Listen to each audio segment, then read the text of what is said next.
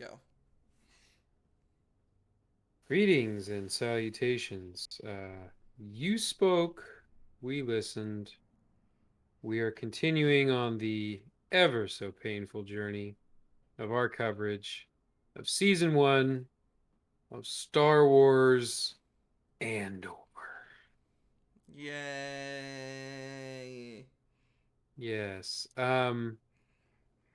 Wyatt, Hmm. how did you feel about this episode? Just kind of a quick overall without, diving into details. I was Did bored out you of my fucking skull. Yeah, I think that's the easiest way to describe this episode is that it felt like a step backwards. So obviously, if you've watched the coverage so far, episodes one and two were both incredibly boring. And episode three kind of changed the formula. A lot of things were happening. There were still a ton of issues, but at the very least you could say, okay, the plot is rolling. We're going forward, things are happening. Clearly this is the inciting incident that's going to set so many different things in motion. But instead, that incident happened, and now it's like, okay, we're going to take two or three giant steps backward and go into more. I don't even really want to call it setup because that feels disingenuous. It wants to be set up, but nothing is explained in any meaningful way in this show. Yeah, it's what it is. It's setup. Somebody looked up the definition of setup, but the dictionary was on the other side of the room. Yeah. So basically, we start off a few minutes. Well, I mean, honestly, we don't fucking know, but essentially, it's after. Oh, we learned his name. Was it Lucian? Lucian? Lucian, yeah. Lucian. They made the Yeah, big escape from the Empire. Well, not in the they Empire, the made their corporate yeah security. they made their big hyperspace jump at the end of last episode, and it's like, okay, so now they're in the clear, and normally this is the point where I would say, okay, well, Lucian explains to him what's going on, gives him some big exposition dump, kind of really brings him and the audience up to speed on what's going on. But that's not this show. That's not what this show does. They have a dialogue, but it tells you very little about either one of them as characters, nor does it move the plot forward in any significant way either. So it just kind of feels like a massive time dump. Yeah, and and especially with it's like I didn't come here for that piece of Imperial tech. I came for you. The Now's your time to make a real difference against the Empire. Yeah, this guy who has never met Cassian before ever in his life seems really fucking convinced that Cassian is like, oh, he's got the heart of a resistance fighter. He wants to fight the Empire. It's like he has made it very clear he has no interest in this bullshit. And if anything, we find out he worked for the Empire a little bit, Yeah. and for some reason the Empire sends their cooks to the front lines because we find that's what we find out. We find out that Cassian was he served on Mimban, which is that planet that you see in like the first half hour of Solo. Yeah, Solo exists. Bet you didn't remember that, did you, Ninja? You're on a hot streak of bringing up things I'm not happy about. Um, so yeah, it just, Cassian is, to his credit and to the show's credit, he is trying, or it seems like he is trying to basically tell this guy, hey, I appreciate what you've done for me, but I'm really not interested. But this guy is basically just ignoring him and going, no, you're going to do this because plot needs to happen. And so there's a lot of back and forth about that until finally Cassian just kind of gives in and it's like, all right, I guess I'll join you. But it's at this point that they land on this other planet. I don't even fucking remember the name, and I can't be asked to pull it from memory. They land on this planet. They're in like the middle of nowhere, and they're meeting uh Lucian's contact. Now, up to this point, Cassian has been under the complete assumption that Lucian is in charge. Like he has come off as like this is the guy. Yeah, this is Mr. Rebellion. Yeah. And come to find out, at least according to the show, he's not. Or Like he's not even in charge of this fucking heist that he's trying to get Cassian set up on. yeah, the weirdest thing is, oh, I thought you were in charge. I never said that. Uh and what's really, everybody seems to be so independent that it's like, are you guys who's in charge here essentially?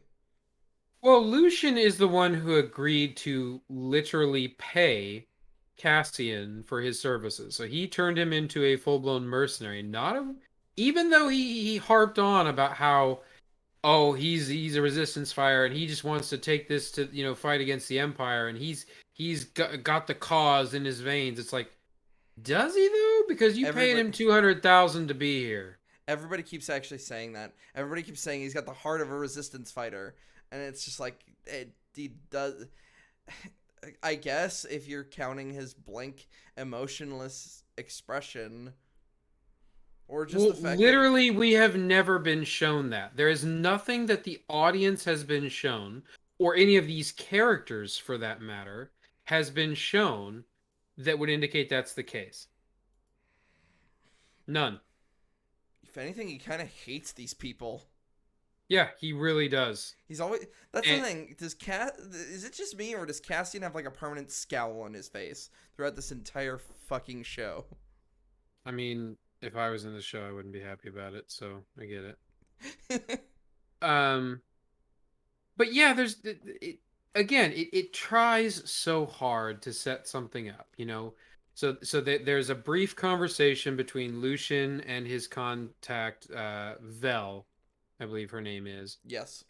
and she's the one that is essentially in charge of this mission that he's trying to get Cassian to be a part of. However, it is made very clear through the dialogue when she starts to tell him, no, what you are asking is reckless and stupid. He's like, he literally like yells and shouts her down and is like, you're going to do as I say, basically. So he essentially bullies her into it, which again kind of goes back to the okay, so which one of these people is actually in charge? Because I genuinely don't know at this point. Yeah, they keep making remarks of like, you want to be a leader. These are the calls you have to make, and it's just like, but she doesn't seem to actually be leading Well, this. and every point that she brought up about why this was a bad idea was actually incredibly smart and made a lot of sense.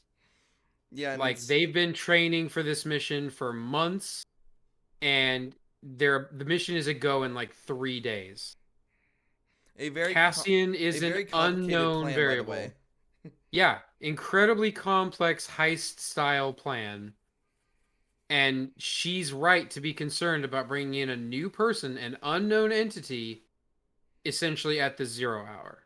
Like Yeah, that is not a smart move. and in response, Lucian mainly just does cliche heist movie dialogue, or or I'm not even sure. It's like, oh, It's worse than the that. team the No, team will it's hate this. literally Then worse it's than that. I I'm trying to remember the exact line. I only remember his response. Vel It was is basically like there's not much of a if they she said something like the team's not gonna like this yeah. and It's he's like like, well then they're not much of a team, are they? And it's like how in yeah. the fuck does that apply to what she just said? Yeah, that's why it was. That's why it came across as like your stereotypical heist movie dialogue. He just saw that in a dialogue tree and picked that. It's not much of a team, is it? It's like, yeah, that doesn't pertain. Like, she's right.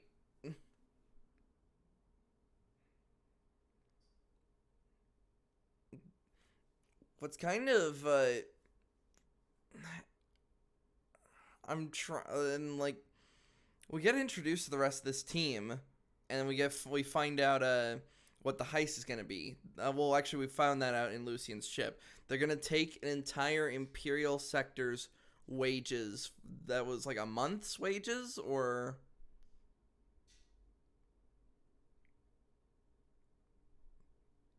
It was, I think they said a quarter. It was either a month or a quarter, but the idea is that it was all of the Republic payroll for like an entire sector. So whether it's yeah. a month or a quarter, either way, when you're amplifying it by that many people over that much space, that's a lot of money. Mm-hmm.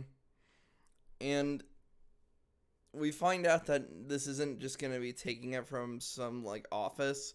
They're taking this from the local Imperial Garrison, which which Lucian did not bring up, and the entire time that Cassian is talking to Vel about this, they bring up like, oh, don't bring him up. This is all my idea.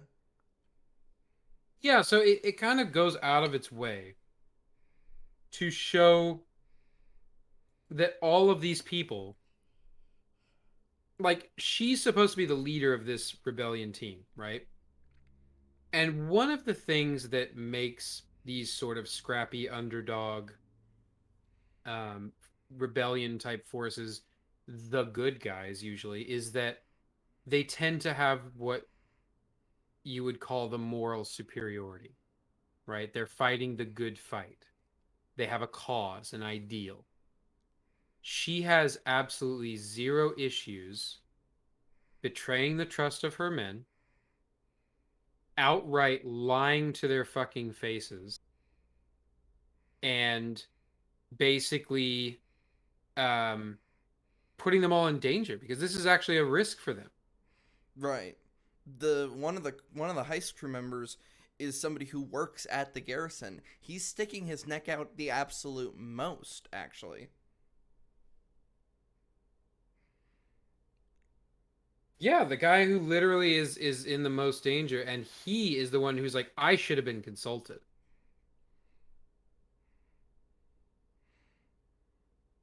And the excuse that they keep trying to use is that he was actually supposedly part of the plan all along. They just couldn't get a hold of him until now. And he's supposed to be critical redundancy. When if you have a plan that's so well thought out, you don't need that. That's why it's called redundancy. You don't need it in the first place. Well, yeah, they use that term a lot. They keep saying that he is like a critical redundancy in their plan, but it's like I understand that redundancies are important to these types of heists and missions and plans and things like that, but ultimately, if your plan is successful, you don't need your redundancy. Redundancies are just another fancy word for backup.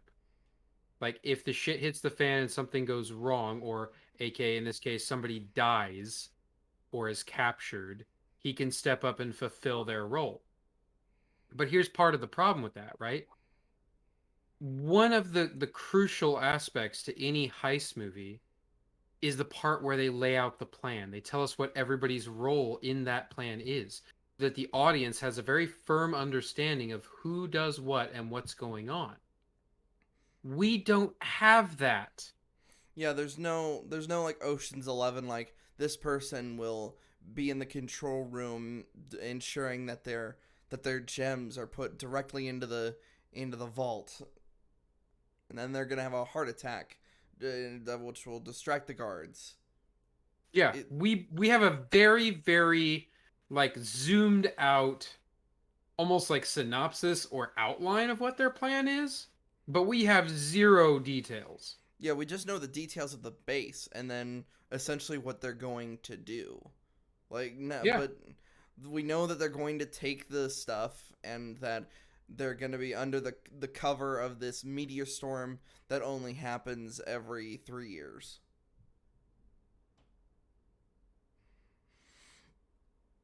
When it's just like, you need to give more information. Like, you talked about the sentries. Who's going to take care of those sentries?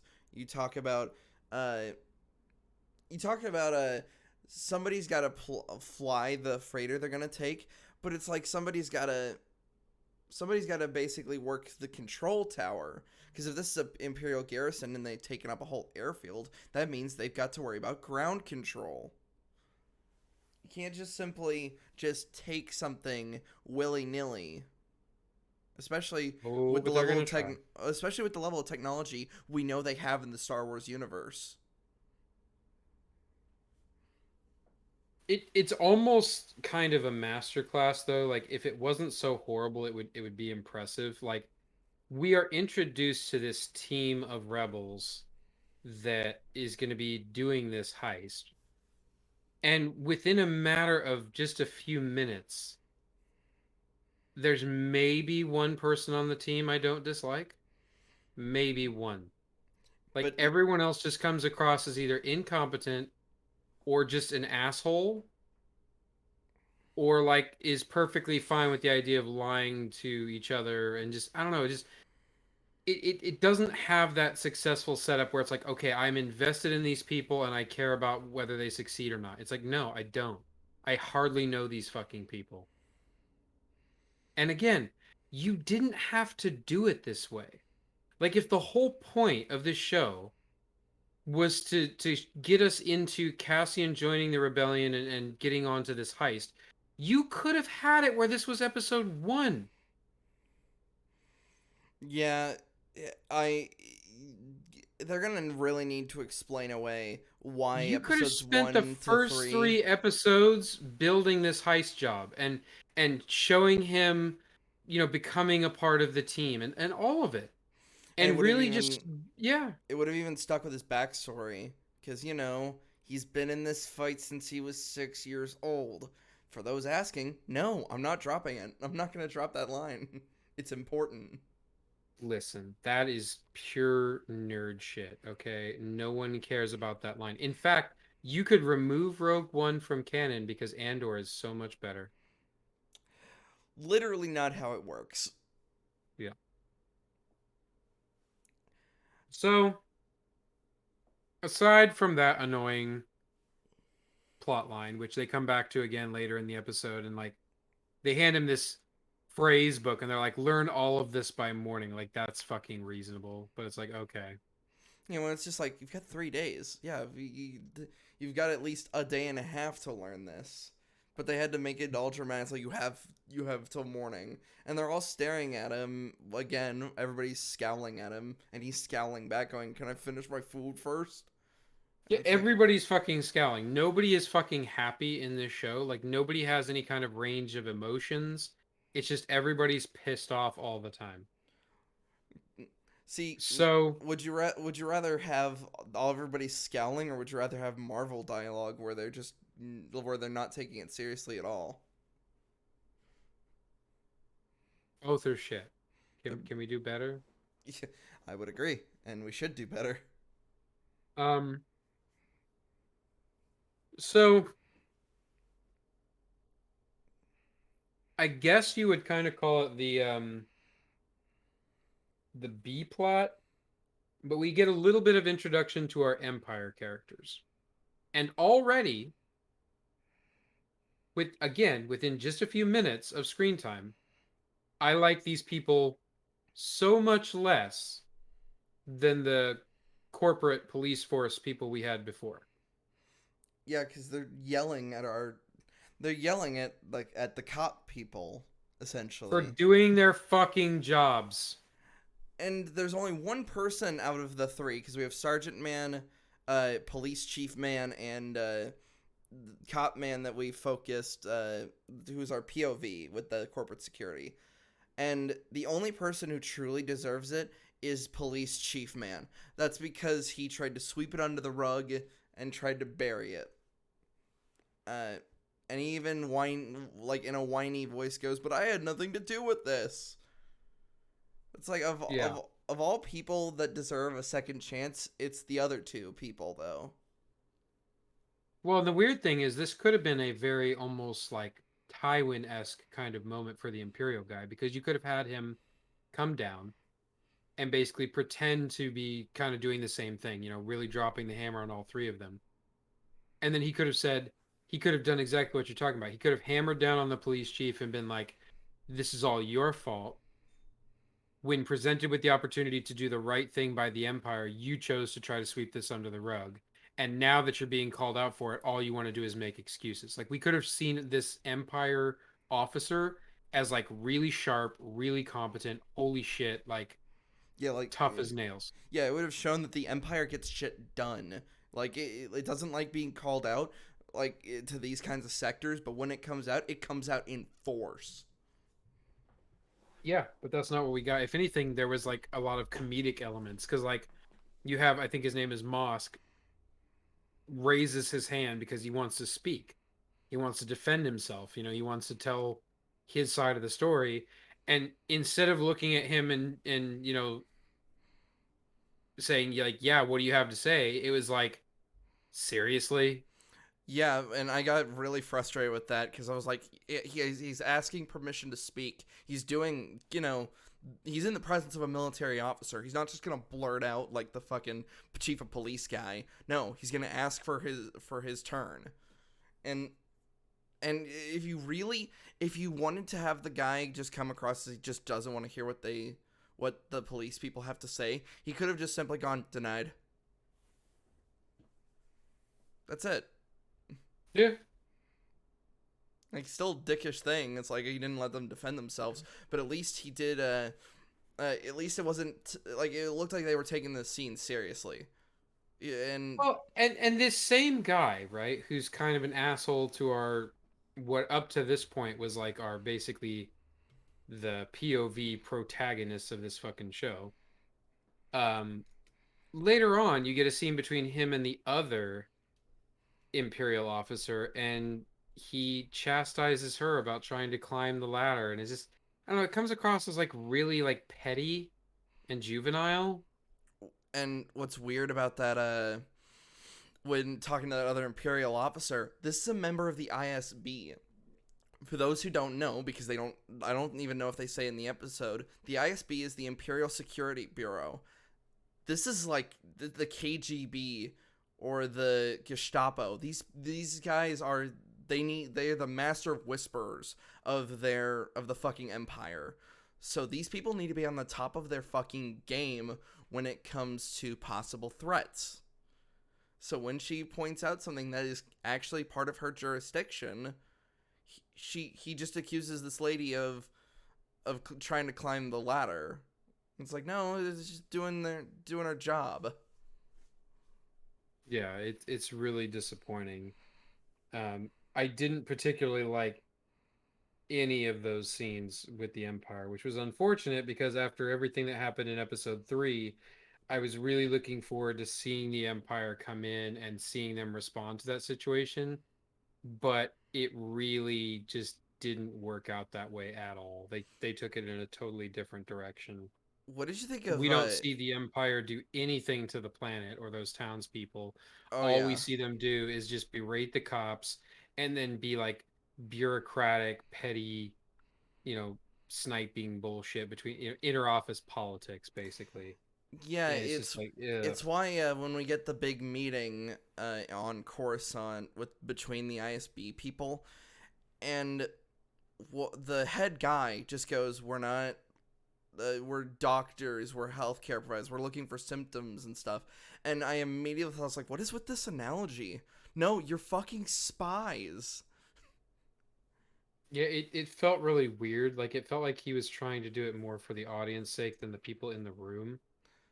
Also, it was weird because like there's a line where he asks somebody to be like, "What is our purpose here?" And she responds, and he's like, "Exactly as the textbook says," and also wrong. And it's like, what?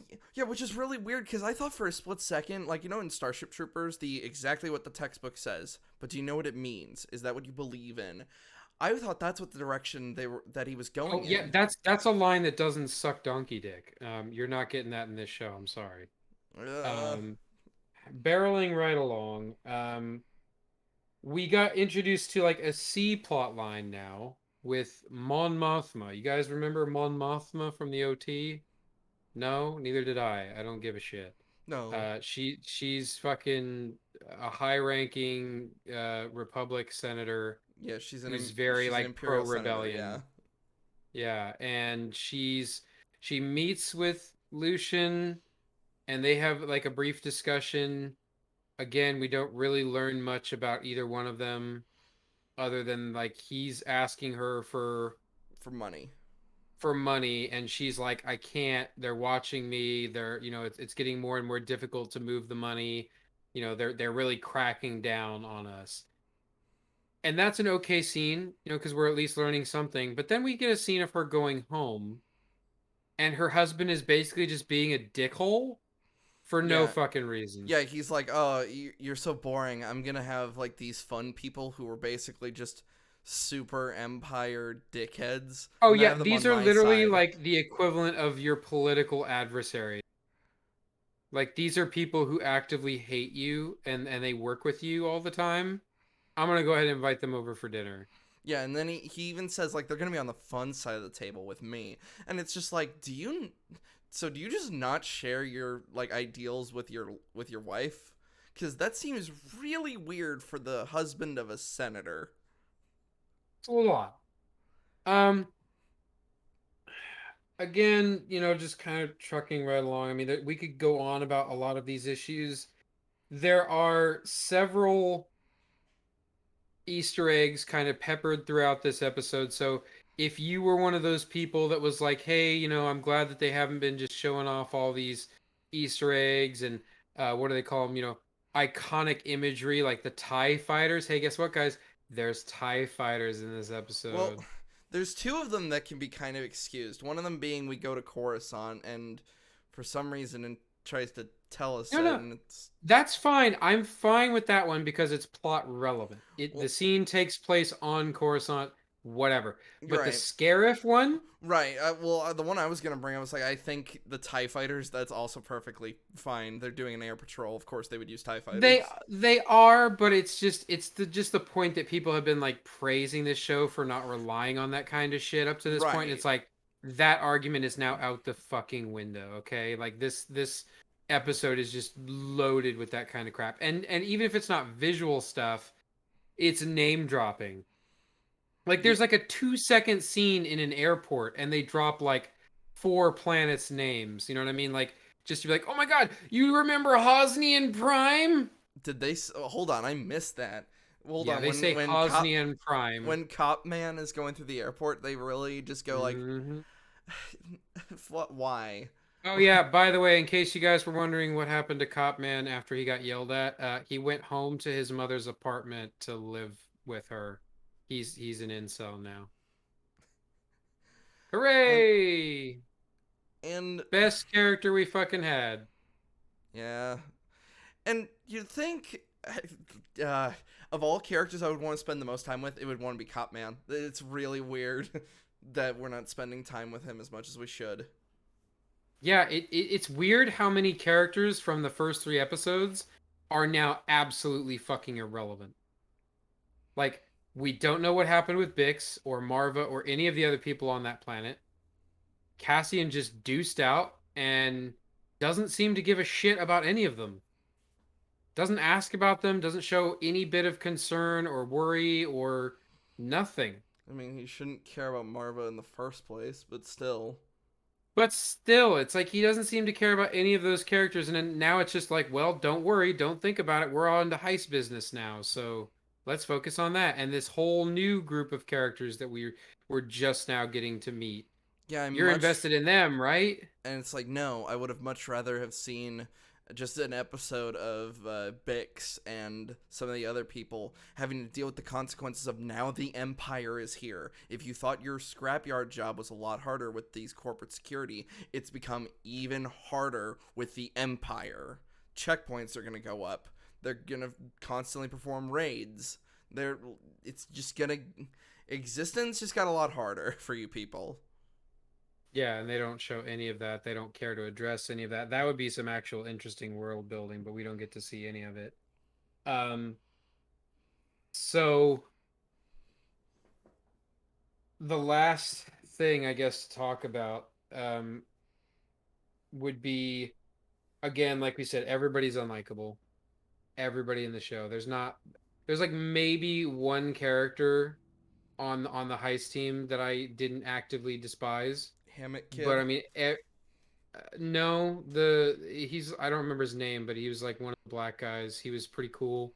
Like everything he said at least made sense, in the terms of like, hey, we should have been consulted. Like, hey, you should have talked to us. You should have told us because it's our necks on the line, stuff like Oh that. yeah, Like, Vel's second in command guy.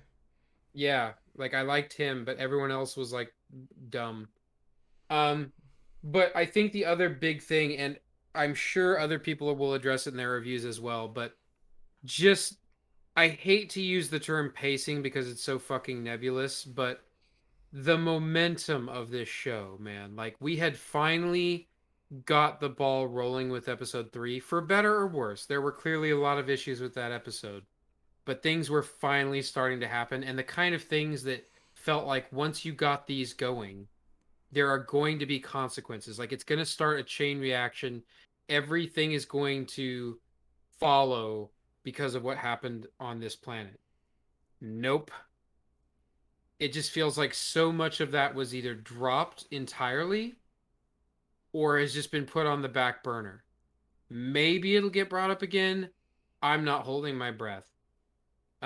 It almost the show almost treats it like that was its own arc. Like you had episodes 1 through 3, but now we're done with that and we're on to episodes 4, 5, and 6. If you were gonna do that, you should have done a time skip. That would have been a much smarter way to do it. I agree. Um, but I don't even really like if that's what they're actually doing. I don't really think that's a good idea anyway. But I do Mm-hmm. think the next couple episodes, possibly more, are all going to be very focused on the heist and what's going on right now. And it's like, okay, so we care about what's going on in and Cassian's face, but we don't care about anything else, any of these other lives and characters. And that's not good writing. It's like all of these characters who are supposedly super important to Cassian. What about his search for his sister? That's just gone now? Yeah, I guess We that's don't just care about over. that anymore? Yeah, we Yeah, just don't what? give a shit. Yeah, what if? What if like what piques his interest is this idea of he'll like his what's his face Lucian whatever says how would you like to like fight the Empire and get paid for it. That get paid for it thing actually should have sparked Cassian's interest because then he'd have funds to continue looking for his sister. Basic fundamental storytelling people. We're really not asking for much. We've seen a lot of movies and we know how it works.